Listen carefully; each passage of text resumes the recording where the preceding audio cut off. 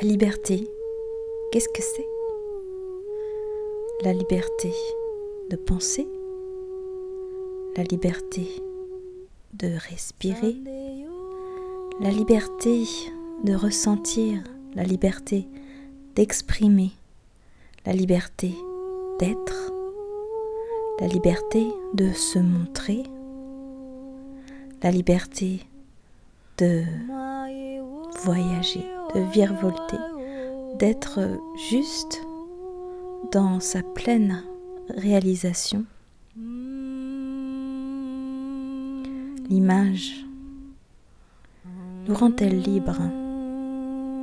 L'image nous parle de la société qui nous fait penser de telle ou telle manière.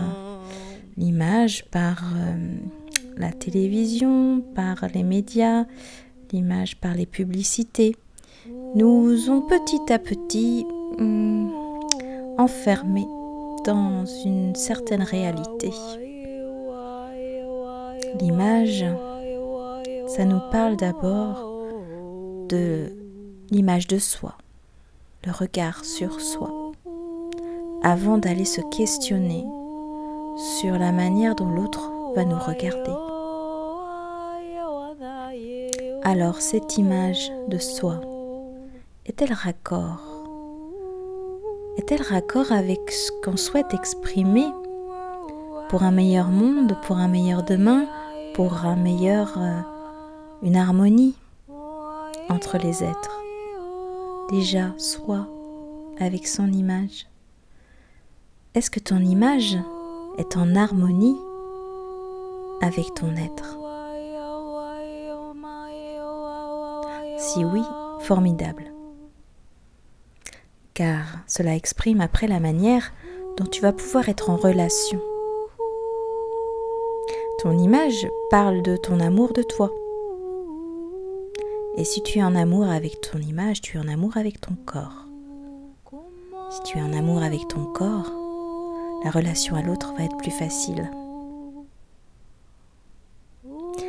S'il y a encore des blessures liées à ton image, je t'invite à réellement entrer en profondeur avec elle et déposer de l'amour, de la lumière sur toutes ces ombres qui te font souffrir et qui affectent indéniablement les relations que tu as autour de toi.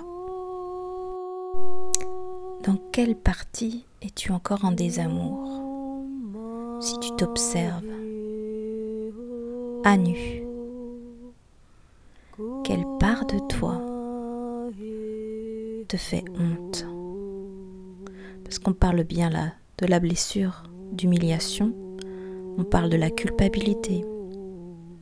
Notre corps représente notre élan de vie vers les autres.